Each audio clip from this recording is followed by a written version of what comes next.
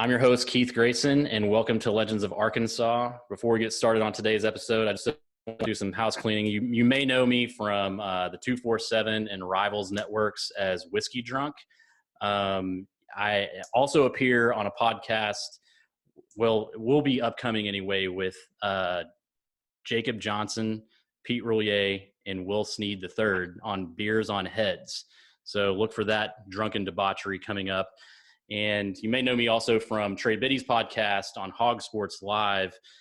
Interesting note about that: we're actually sworn enemies, and I'm putting out the bounty on his head. So Trey is a bald person, and if someone sends me a photo of them licking Trey's head to my Twitter account at Keith Grayson _ or legendary Arkansan at gmail.com, I'll give you one of my season tickets for a single game and the upcoming football season, and we'll get going with that. I got season tickets this year, and I'm not going to be able to attend any of the games, of course. So being out in Arizona and coaching high school football, I'm going to have a bunch of conflicts with schedules, but send those pictures of you licking Trey Biddy's head into that. So without any further ado, I tracked down Austin Morgan, who is lovingly known as Bubba Hog, and I'm very honored to have him on the show. And actually, I'm surprised that he's alive. We haven't seen him for a while. And first of all, congratulations on being above ground. Yes, thank you. So I'm that far above ground. Still Corona going on, but I'm above ground. Yeah, you look good. I know your body is an outlaw and is wanted all over town. Yes. And looks like you've been pumping a little iron. Yeah, sure. Why not? So, where are you at nowadays? I live down in Austin, Texas, enemy territory. So, is that because your name is Austin? Like, if your name was Pine Bluff, would you still be in Austin? Possibly. I might be in Pine Bluff. No, I'm actually named after Austin. But no, I have family that lives down here and stuff. So, I have a lot of family in Texas, and then I also have some other things that brought me here. But yeah. So it's interesting, like, and I think you and I are kind of alike in this way, that we have probably these personas that are these outlandish people. And, my name's Whiskey Drunk online, and I don't even really drink whiskey. You're very mild-mannered, but if you're in a game environment, you morph into this. Like, I think you may be one of the greatest method actors to ever come out of the state of Arkansas. Well, Billy Bob Thornton, I think, is a method actor too, so you might have to give him a little credence there. I think Billy Bob's just Billy Bob. What you're saying is so much true. Like, like once you put on the gear and you're there, the energy kind of takes over, and it goes from there. Like, it was kind of like two people for sure. There was Austin Morgan, and there was Bubba Hog. So the first time that we met, and you probably don't remember this, I believe it was Alabama 2009. You came up to me at a tailgate, and I think you've been to the tailgate a couple times up on the hill, kind of overlooking the stadium. And I asked you if you wanted anything to eat, and you said yes. Took the hot dog out of my hand, took a bite, and handed it back to me. Then I gave you a shot of Jack, and we kind of cannonballed it back and forth a little bit, just to get our wheels greased before you entered the game. And then I asked you, I was like, dude, are you just some like degenerate that like hangs out around campus or something? You're like, no, I'm 3L. I'm in law school in my third year. Yeah. No, I don't remember that. It's funny. I was probably already a little bit, had a few other free drink offers at that point, but it sounds like typical Bubba Hog fashion. That's for sure.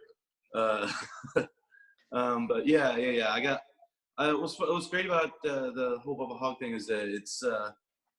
Growing up in Arkansas, it's kind of on the extreme end of what you could expect, but not to be unexpected either in terms of seeing stuff. So if you would like go to gas station or something like that, you'd see someone like me. So when I walk to the gas station, people were kind of like, they weren't sure if it was real or not, but they weren't going to ask questions because it seemed like it could be legit. Now, I was in this camp, and there's still some people when I said that you're going to come on the show. You're a little bit controversial, and I don't know how you feel about this, but you feed in, like you said, you feed into the stereotypical Cletus from northwestern Arkansas in the hill country. But it's funny. I mean, the thing is, like, in knowing like your personality now compared to what you are like in disguise, it is funny, but a lot of people don't get it. They're like, yeah, that's not what we want to be portrayed as. I mean, so here's the thing. My whole opinion that's like, whether you're like liberal or conservative or whatever label you want to have in any part of the spectrum, if you grow up in Arkansas and you have family that's from Arkansas, like I did, then you're going to have a little bit of redneckery that's a part of you. And people come to Arkansas, they know that they expect redneckery, but they know that goes beyond like typical redneckery. So it's not like people take it seriously and think that this is how like everybody is, right? And so I get it. I see it both ways. I'm not going to say like, oh, well, I mean, I grew up in Arkansas. I know that people don't like the stigma of, marrying your cousin or this and that or whatever, like false stigma or, you feel narrative feels out there. But at the same token, it's just like, I'm just embracing like the whole idea that that's how people think we are and like running with it, like everyone from Arkansas knows it's not true, or most people don't, but the away fans, it totally freaks them out and feeds into it. And if that's okay, then it's fine with me. So you weren't like Joe Dirt. You weren't like born like that. So here's a photo of you growing up. Where you where are you from originally? I was born in Texas, and then I lived in Texas till I was about 10. And then I lived in Arkansas until I was almost 30. I'm Northwest Arkansas primarily. Siloam, right? Siloam Springs, Bentonville, Fayetteville, those three places mainly. So how did the idea come up? I mean, were you sitting around and then how long, like when did all this start with the Bubba Hog wardrobe? It didn't really start like overnight. It was a work in progress, you could say. It started probably, I think there's booze involved, first of all. I think that there's booze in a bed, I think. But I had a friend that had a little fake hairpiece that looked like a mole when you stuffed it to the back of a cap. And so I grabbed that one night, right before we were about to play in an open league intramural softball, which if you go to the University of Arkansas and you play, some of the puppies interfering. If you go to University of Arkansas and you play open league intramural softball, you know how serious and competitive it is. It's like everyone wants to win, going against, it's open league, so it's, no restrictions on the athletes and stuff. And when we went against a team that had a baseball player on it, and so like, it's a very serious thing. And like I remember I had put the hairpiece in a little before the game and just acting like, this turn up redneck and just acting like an idiot, like around my friends, like, dude, you, at the game tonight, just keep that in and do that. And I was like, all right, well, hell, I don't care. It's just open league intramural softball. Let's do it, And it was, I remember like, we won the first game, but in dramatic fashion, especially after I hit like, it would have been an in-park home run because there's too many errors, but that's open league softball for you, where you can make it all the way around the bases because there's like 2 error throws. And I remember I slid across home and like got up and flipped my mullet, and like everyone like flipped out and thought it was hilarious, and then it just kind of grew from there. I remember like a little bit later, I did this whole season, right? We went against, I can't remember who the baseball player. There was a team that had a baseball player on it, and he was like a bench warmer for the Razorbacks, but that's still a pretty good, darn good baseball player even if you're a bench warmer for the Razorbacks. And he was on one of these teams, and he was like calling all the shots. You could tell because he was like, that he was an athlete, scholarship athlete, this and that. And I remember they had an illegal bats, right? And then I don't know if anybody knows much about the world of softball, but in slow pitch softball, there's a whole catalog of bats, and like there's a good portion of them that are illegal because they're the way they're constructed, especially like carbon fiber. Like a 60-year-old grandma can, send one to the fences if she, if it's a hot enough bat. And I remember my friend Aaron Hilborn on the team. He's like this softball guru. He knows like all the bats by like year, name, specs, everything, right? Design. And he goes, dude, that's an illegal bat. That's an illegal bat. They should not have that bat. And I remember like when they went out to fields, there was no one on their sideline, so I went over and you shouldn't ever go to another team's like dugouts. But I ran over there, dressed like Bubba Hog, and grabbed that bat and was like, "Look, it's a legal bat, legal bat. Look, umpire, look up, And sure enough, the umpire goes, "Okay, it's a legal bat." And they had a huge lead because it was a hot bat, right? And they were also good, hitters too. And so, the second they got that bat, we won this rally. The second they lost that bat, we won the rally and barely won. I remember at the end of the game, the baseball player who was looking at me with he looked like he was going to try to kill me with that bat that was a legal bat. Like he had it like on his shoulder, and he was looking at me like he was about to just take a swing at my head with it. But it just kind of grew from there. And then I remember where it really took shape was basketball season. It was early in the season, like December, like right around the time of finals. Hold on. You're okay. All right. As we're learning about a subculture that I was not aware of with the underworld, the vicious underworld of intercollegiate softball. Yes, we actually ended up winning the championship, which was pretty cool. And I was doing my shenanigans the whole entire season. But well, Bubba Hog would be like really seriously into softball. Sure, absolutely. And it was fun. But then fast forward a little bit, and it's like Halloween, and I decided to dress more like this, you currently see. And then it was a lot of fun, and then basketball season slowly approaching up after that. And this is the Stan Heath era, which at the end of the Stan Heath era too, so it wasn't a great time for basketball.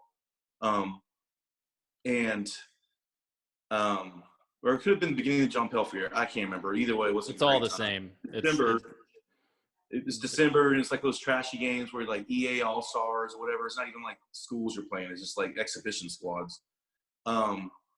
I can't remember the game in particular, but my friend goes, "Hey, you got that dressing that redneck get up and like you did softball and just get drunk and act like an idiot." And I didn't need much, encouragement to do that anyway. So I was like, all right, let's do it. And I went to the game, and then when the NFL Today song came on, my friend was like, notched up, was like, dude, just dance. The game's dead. No one cares. Like, there's nobody here. Like, just act like an idiot. And I did, and then it just kind of snowballed quickly into like beyond that. Have you ever seen Squidbillies or anything like that? Because it's got a early Kyler take on it. I mean, that's what it always derived from. That is that early Kyler, he's the main character of Squids, and he's always got a hat that says like Booty Hunter, and but he's a Georgia fan. So how many games have you attended over the years? Oh, I can't.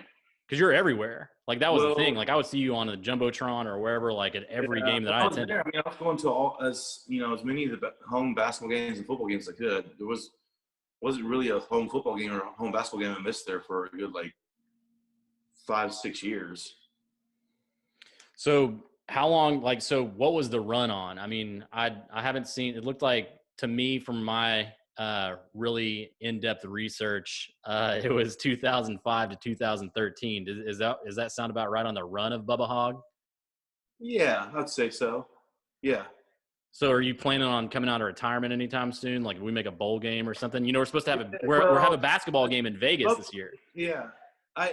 So, like you were talking about earlier, persona, like people go, is Bubba Hog dead? I go, no, Bubba Hog's not dead. It's just I was on a little bit of a sabbatical, so to speak, because it's just I had to take a step back from it because I lived in Austin, Texas, since I moved out of Arkansas. So it's good. It's not easy to just I either have to get on an airplane if I don't want to miss any work, or I have to drive 10 hours just to try to see a home game. So I've been to a few home games since then, since I moved out of Arkansas, but it's just not as easy. But I also had to take a step back because it was kind of like taking over. Like I was ended up being more Bubba Hog than I was Austin, so to speak, because like if I did miss a game, lo and behold, like because I had to go to a wedding or something like that, then I'd hear like somebody would get me on Facebook Messenger, be like, "Why weren't you there? We needed you." Like We have been sorry, losing I had to. We have been losing a lot. We have been losing a lot since you've been on your sabbatical, for sure. So you could catch some of the blame for the recent football stuff. I plan on going back to more games here in the near future. So you've taken some road trips too. I mean, you went to I saw you at the Sugar Bowl. You had great seats for the Sugar Bowl, and you've been in some LSU games. Did they throw like bags of urine on you or anything like that at LSU? How they treat you down there? Well, they didn't throw me bags of urine, but it wasn't far off from in terms of hospitality. I mean, that was really the highest we last were was that game. The last game that was at LSU, and that was probably Petrino's last game when we were number 3 and LSU was number 2.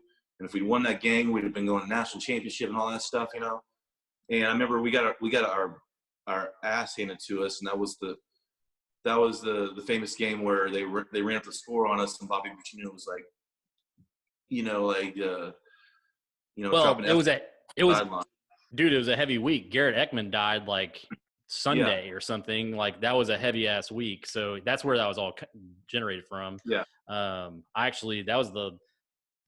That was the last time I was out here in Phoenix at the time, or Scottsdale at the time, and that was the last fist fight that I was in too. So I got no scuffle at night. But I remember we left. We didn't stay the whole game because once the fourth quarter hit, we were down by like 30. And I remember during the game, all these LSU, there was a couple different LSU frat boys that kept on kind of try to come up. They were acting, it was kind of like gaslighting me. They were acting like all friendly, buddy, but like they weren't being buddy, and I was tired of their shenanigans. And so me and my friends, we left, and there's like 10 minutes left because we were just ready to get out. And I remember we were the whole time we were walking along, just all these LSU fans kept on, jawing in and trying to because I'm obviously got a target on me, especially walking some of the Razorback fans. And so I remember I remember they were the meanest in terms of like least kind of like sportsmanlike in terms of like the way you treat like opposing team fans. It's not like there's a lot of love in the SEC anywhere, but there's some people that are some schools are a little more, I guess, friendly to away teams than others, and LSU would not qualify like as that. I think they were probably the meanest home team fans I've encountered. So who do you hate more, LSU football fans, Kentucky basketball fans, or Ole Miss baseball fans? Honestly, I don't hate Kentucky basketball fans at all. All the Kentucky, like talking about schools that are good, like nice to away team fans. I think that those 3 schools are the most hated individually in the individual sports by Arkansas fans. Well, I think Kentucky is hated because of their success, but from a fan standpoint, my interactions as a fan, their fans are really nice. I never had a bad experience. Even like the SEC tournaments and stuff, we hang out with Kentucky fans and here and there, and they were always like welcoming of Arkansas. I think Kentucky's kind of like our sister school in terms of like, everyone in the Southeast is, considered Hicks, but then there's like hillbillies, and Kentucky has hills and Arkansas has hills. And so, we're small. Well, there's a very small state. We're a very small state population wise. So it's just like, I feel like they're our Eastern kind of mirror of a school, even though they have a lot more success in basketball for sure. So Ashley Judd never spit on you or anything? No. Okay. We just want to clear that up. But I would say it's got to be a tie for either LSU or Ole Miss. Ole Miss, they seem kind of, I don't know, a little too. My experience with Ole Miss is usually people go to Ole Miss. It's just the big sorority and frat scene. A lot of wealthy people from out of state that go to Ole Miss. It's not even people from Mississippi that go to Ole Miss. At least that's my experience. I'm sure there's more people than not that go to Ole Miss that are from Mississippi. But my experience, the ones I had interactions with weren't even from Mississippi. They're just kind of in love with the idea of Dixie more than anything else. If I don't know, I can be blunt or whatever.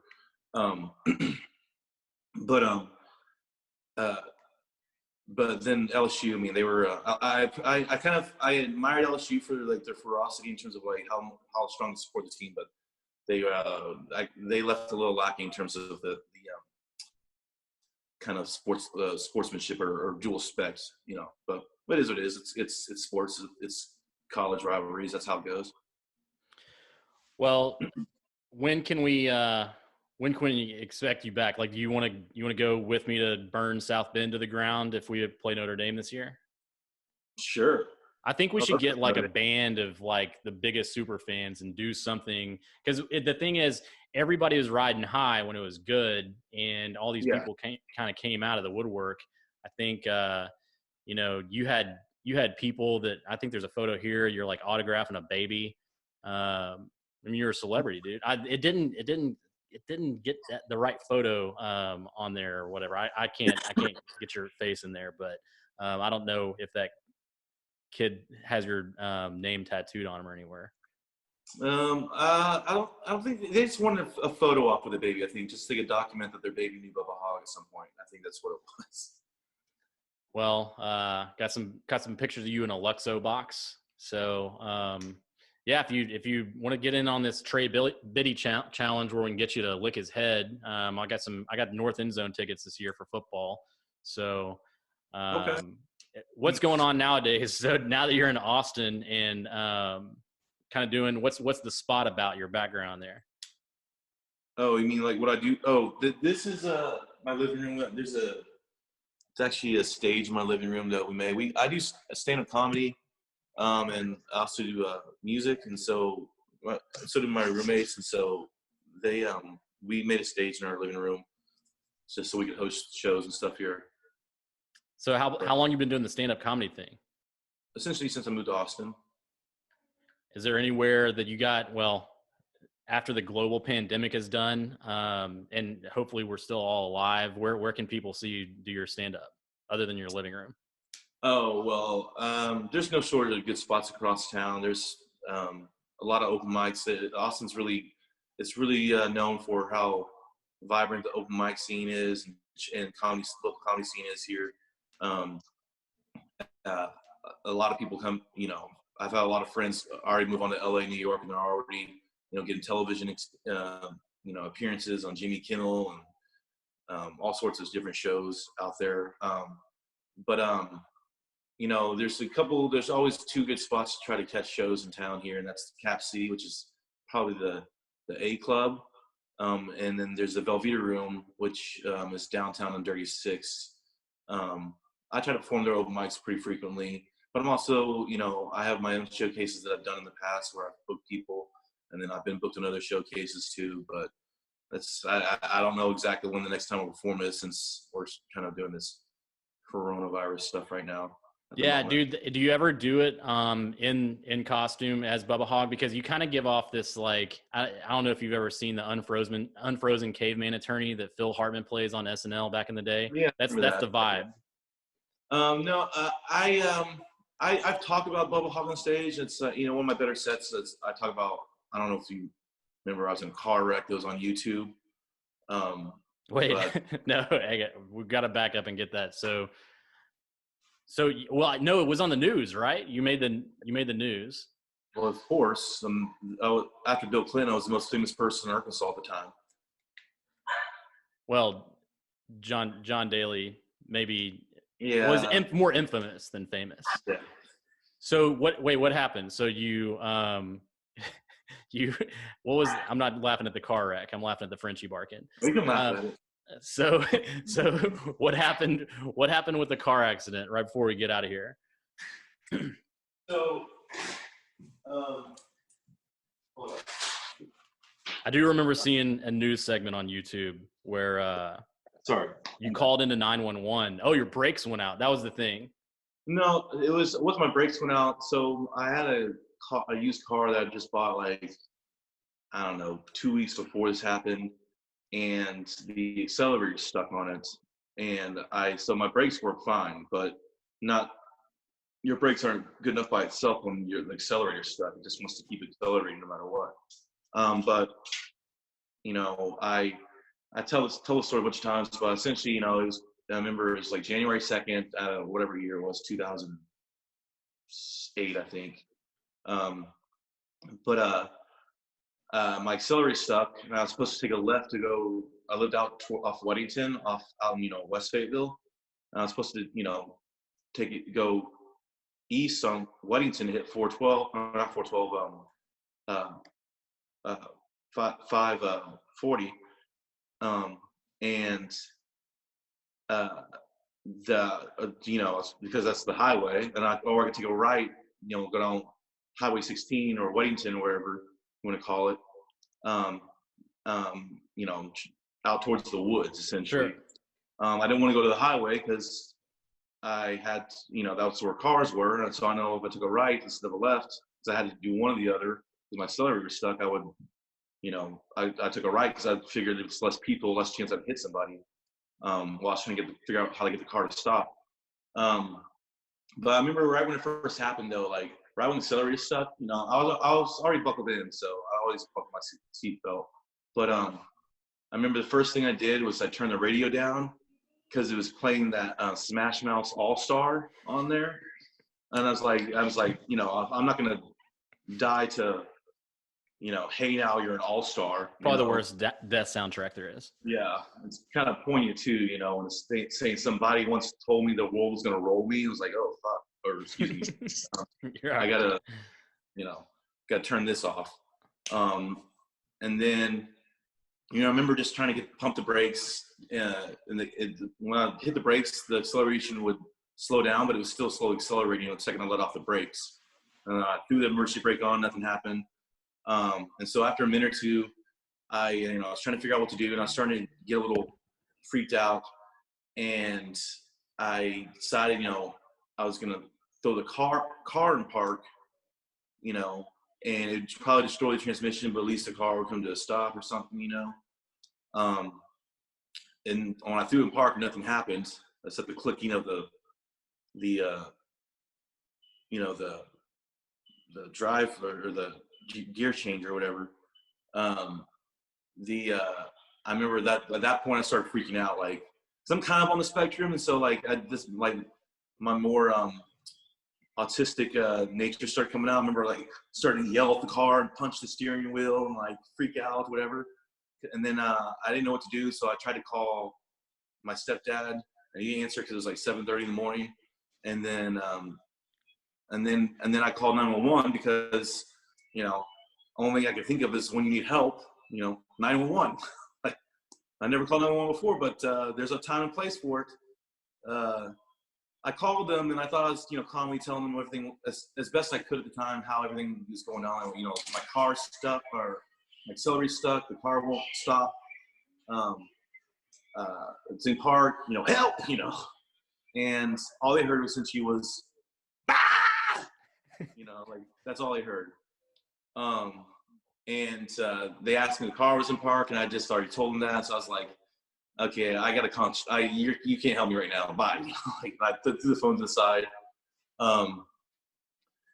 I'll never forget, like, so like going down, you know, I don't know how Highway 16 is now, if it's expanded, but I'm pretty sure out towards Farmington, it's still pretty much once you get past Farmington, it's still like 2 lanes, I'm pretty sure. But it's 2 lanes, double yellow, and I quickly start approaching this truck with a, you know, couple you know, redneck looking guys in it, you know, all decked out in camo and stuff, and like with actual mullets. And I remember they were in a truck, and I remember I rolled down the window for some reason, because I was quickly approaching them, about to pass them, and I was gonna have to pass on the double yellow line to get past them. And I remember like they looked at me, and it was like this. I remember I saw this. It was like, you know, like that, and they were like, "What the hell was that?" You know. I remember when I went by, I was just like, "Ah, sorry!" like, you know, I can't stop.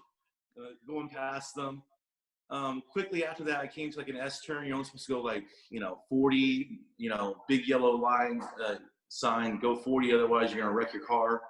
I took like 100, over 100, I think, at this point. I come out of it and I'm like, I start, fishtailing a little bit, and I thought about trying to like pull the car over into a ditch before that, but there's nothing but trees in that part of Farmington, right? Or past Farmington. It's Arkansas. There's nothing but trees anywhere. It's Right. crazy. It's funny. There's a green belt in Austin, Texas. It's like that's not a green belt. Like they call it a green belt because there's a creek, and it's like, well, guess what? Everyone in Arkansas has a creek in their backyard. Right.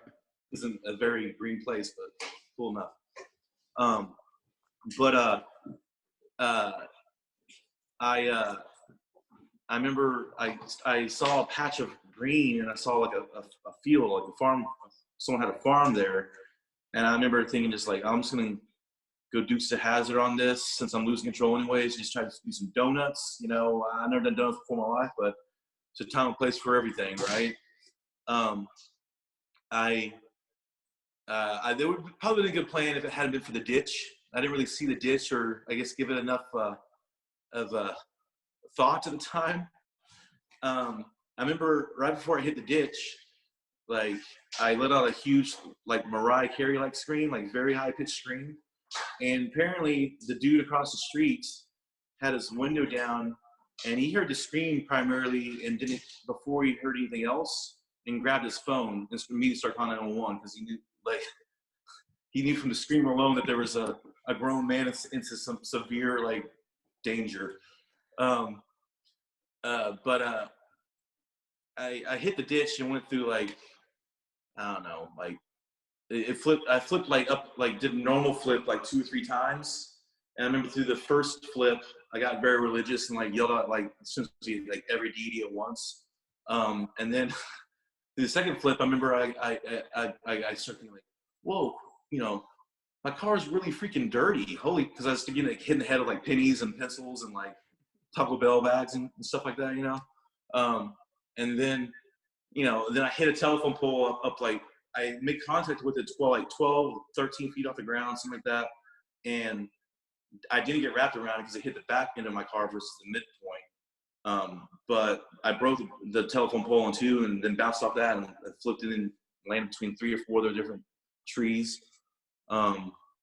Looking back now, like if I played that car 99 ways, I probably wouldn't have walked away from it. But long story short, I did walk away from it. But I remember like when the car came to a rest, it stopped, upside down, and for a good second there, it was just like movies. I had like a lot of like just like stress and like I was just like shaking, like I was like kind of in shock, a state of shock, and I was like, testing my arms and legs. And I remember crawling out through the window, and the car was on fire, and I probably I realized I was still like in danger, and so I probably ran like a 4 flat 40. Like, I had so much adrenaline pumping. As soon as I get to the curb, that truck with those 2 like redneck guys that I passed over before that, they pull up, stop, and the dude in the passenger side gets out, and he's more freaked out than I am because they didn't see the actual impact and all that stuff. All they saw, because they were too far behind me, all they saw was my car ascend above the tree line and back down. And he gets out and goes, holy crap, dude, you freaking flew. I've never seen that before. You better sit down. You about to go to the shop. Hell, I'm about to go to the shop. He started like chain smoking cigarettes while he's like rocking himself on the curb. Like, it's like he's more freaked out seeing me fly through the air than I was, I guess. I don't know. But then, I didn't talk to anybody because I wasn't sure we were going to try to get an attorney, this and that. Long story short, we didn't get an attorney because tort reform doesn't really help little people. And so, I didn't get anything back for the car or anything, even though for essentially gambled my life, it was, I didn't get anything from it. But I remember we were sitting there and we were in McDonald's there. Like my family, my stepdad's like laying into me like, dude, you really messed that car up. I was like, well, what do you want? Like, they don't teach you this in driver's ed. The hardest thing to teach you is parallel parking. They do that with rubber codes, like they don't teach you what to do when your car decides to go haywire. And I remember like all of a sudden my phone This is around like 5 or 6 o'clock.